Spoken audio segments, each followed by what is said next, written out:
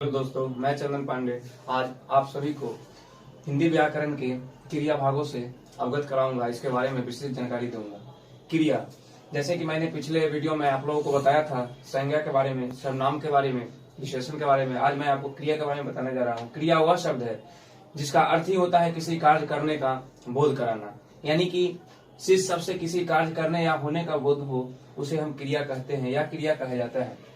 जैसे कि सोहन पढ़ रहा है, इससे यह ज्ञात हो रहा है कि सोहन वर्तमान में कर रहा है, वो प्रेजेंट टेंस का उदाहरण है या वर्तमान में कार्य हो रहा है। मोहन पढ़ेगा यानी कि भविष्य की बात हो रहा है, और सीता कल पढ़ी थी ये भूतकाल की बात हो रही है। यानी क्रिया किसी भी स्थिति में अगर कार्य हो रहा है या होने का बोध हो या वो कार्य संपन्न हो चुका है, ये सभी क्रिया के अंतर्गत आते हैं। तो क्रिया वही है जिस शब्द से किसी कार्य करने या किसी कार्य होने का या किसी कार्य हुआ था उसका बोध हो, उसे क्रिया कहा जाता है। जैसे कि मैंने बताया सोहन पढ़ रहा है, मोहन पढ़ेगा, सीता कल पढ़ी थी, ये तीनों काल का उदाहरण है। सोहन पढ़ रहा था जो वर्तमान में कार्य हो रहा है, मोहन पढ़ेगा जो भविष्य की बात हो रहा है, आने वाला कल की, और सीता पढ़ी जो बीते हुए समय की बात हो रही है। क्रिया के कार्य, क्रिया के कई कार्य होते हैं। जैसे पहला है गतिशीलता या स्थिरता का बोध कराना। जैसे कि लड़के दौड़ रहे हैं, लड़के खेल रहे हैं, लड़के पढ़ रहे हैं, लड़के चल रहे हैं। तो इस प्रकार के जितना भी कार्य होगा, गतिशीलता यानी गति में कोई कार्य अभी सक्रिय रूप से अभी हो रहा है।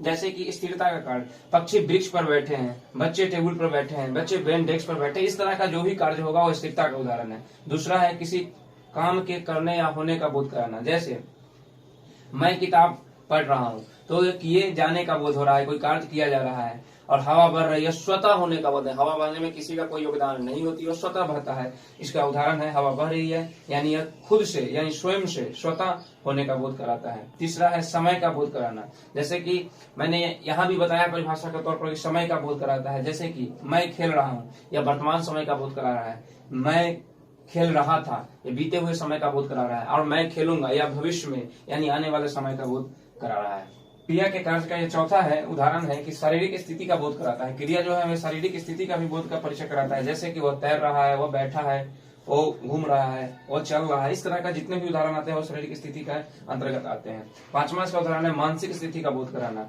जैसे कि श्याम रो रहा है, श्याम हो रहा है, यानी हमारी मानसिक रूप के क्रियाओं का भी ये क्रिया का कार्य जो है वो प्रदर्शित करता है। जैसे कि हम उदाहरण के तौर पर आप देख सकते हैं, श्याम रो रहा है, श्याम हंस रहा है इत्यादि। क्रिया के प्रकार, जैसे इसके मुख्यतः दो भेद होते हैं, एक सकर्मक क्रिया और एक अकर्मक क्रिया। सबसे पहले हम लोग जानेंगे कि सकर्मक क्रिया किसे कहते हैं। सकर्मक क्रिया वह क्रिया होता है जिसके साथ क्रम होता है और क्रम होने की भी संभावना रहती है। जैसे कि मैंने बताया है कि जिस क्रिया के साथ क्रम हो और क्रम होने की संभावना रहती है, यानी कि वर्तमान में भी क्रम होते रहता है और भविष्य में भी होने की संभावना रहती है, या भूतकाल में भी वो कर्म यानी वो कार्य हुआ रहता है। जैसे कि वह खा रहा है, राधा पढ़ रही है, सब वर्तमान में कार्य हो रहा है। सोहन खेलेगा और सोनी पढ़ेगी, यानी ये भविष्य की बात हो रही है, आने वाले समय की बात हो रही है। तो ये सारे क्रियाएं जो है सकर्मक क्रिया होती है, जिसमें कर्म भी होता है और कर्म होने की संभावना रहती है। दूसरा है अकर्मक क्रिया। अकर्मक क्रिया में न कर्म होती है न कर्म होने की संभावना रहती है। जैसे कि मैंने बताया है जिस क्रिया के साथ कर्म न हो, जिस क्रिया के साथ किसी प्रकार का कर्म न हो, न कर्म होने की संभावना रहती हो, उसे अकर्मक क्रिया कहा जाता है। जैसे वह रोता है, वह हंसता है, सीता सो रही है, सीता जाग रही है। इस प्रकार की जितने भी क्रियाएं होती है ये सब अकर्मक होता है। इसका कोई उद्देश्य नहीं होता है अपने जीवन में। रोना, हंसना, जागना, सोना इत्यादि ये सब क्रियाओं का कोई हमारे जीवन में उद्देश्य नहीं होता है, महत्व नहीं होता है। इसलिए अकर्मक क्रिया होता है जिसमें कर्म होता है और न कर्म होने की दूर दूर तक संभावना रहती है। इसके बाद क्रिया के कुछ महत्वपूर्ण नियम है। जैसे कि कभी कभी होता क्या है कि कुछ अकर्मक क्रिया भी सकर्मक क्रिया के रूप ले लेती है। जैसे कि मैंने बताया है कुछ अकर्मक क्रिया में प्रत्यय को जोड़ देने से वो सकर्मक क्रिया बन जाता है। जैसे रोना में अगर हम प्रत्यय जोड़ देंगे लाना, रुलाना हो गया। जगना में मैं प्रत्यय जोड़ दूंगा आना, तो जगाना हो जाएगा। तो जैसे कि माँ अपने बच्चे को क्या कर रही है, सुला रही है, माँ अपने बच्चे को जगा रही है। इस प्रकार की जितने भी क्रियाएं होगी वो सब सकर्मक क्रिया हो जाती है। जैसे कि उदाहरण के स्वरूप आप देख सकते हैं कि वह बच्चे को रुलाता है, यानी क्या है कि कोई न कोई व्यक्ति है, माँ हो, बहन हो, भाई हो, या कोई भी व्यक्ति है बच्चे को रुला रहा है, अर्थात वह कोई क्रिया कर रहा है, इसलिए वह सकर्मक क्रिया के अंतर्गत आता है। दूसरा है जगाना, वह बच्चे को जगाता है। कोई भी व्यक्ति होगा जो बच्चे को जगा रहा है, यानी वो अकर्मक क्रिया के अंतर्गत न आके वो सकर्मक क्रिया के रूप ले लेती है। और क्रिया के यह महत्वपूर्ण भेदों का यह उदाहरण है। आज आप लोगों को क्रिया के अन्य भागों यानी उसके अन्य रूपों से आप लोगों को अवगत कराऊंगा और इसके बारे में मैं परिचर्चा करूंगा।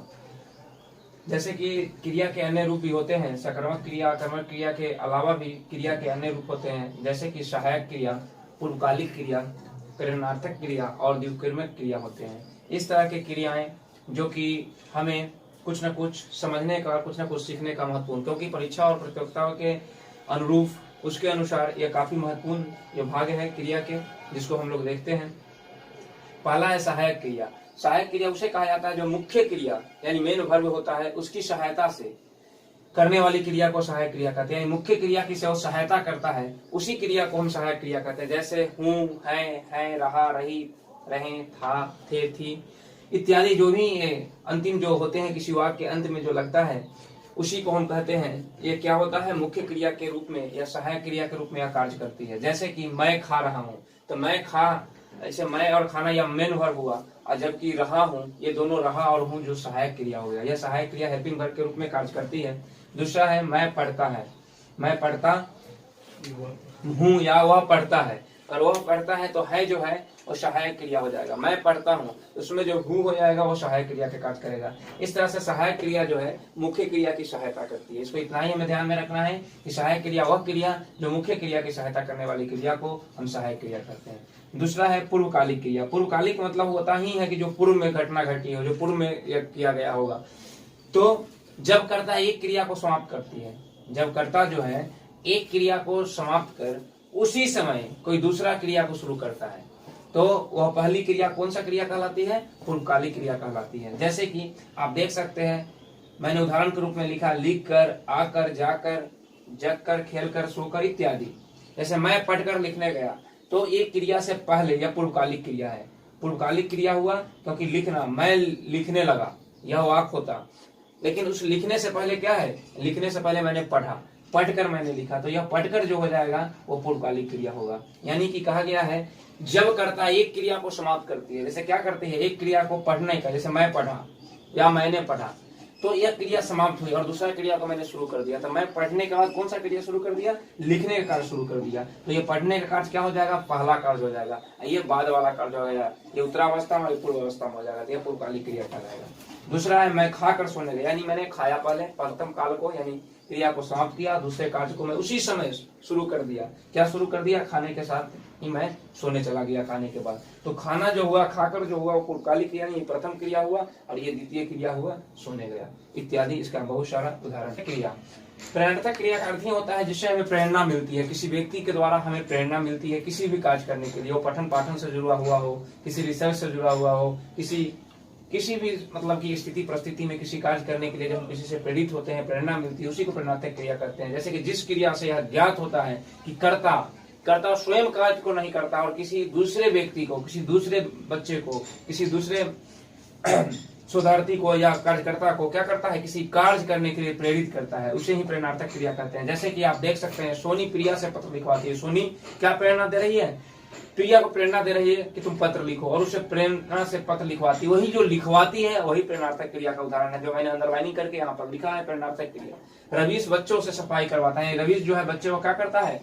गाइड करता है, प्रेरणा देता है और उसे करने के लिए प्रेरित करता है, कार्य करने के लिए, और उसे सफाई करवाता है। तो वही जो करवाता है वो प्रेरणार्थक क्रिया का उदाहरण है। यानी कि प्रेरणार्थक क्रिया में ही होता है, यही होता है कि कोई भी व्यक्ति किसी दूसरे व्यक्ति को किसी कार्य करने के लिए, यानी कर्ता जो है किसी स्वयं कार्य न करके वो किसी दूसरे को कार्य करने के लिए प्रेरित करता है, उसी को हम प्रेरणार्थक क्रिया कहते हैं। द्विकर्मक क्रिया, द्विकर्मक क्रिया का अर्थ ही होता है जिसमें दो क्रिया होता है। जैसे कि द्वि का मतलब ही होता है दो, कर्मक क्रिया जैसे जिस क्रिया के दो कर्म होते हैं। द्विकर्मक का मतलब ही होता है जिसमें दो कर्म हो। जैसे कि हम देख सकते हैं इसी परिभाषा में है, जिस क्रिया में दो कर्म होते हैं उसे द्विकर्मक क्रिया कहा जाता है।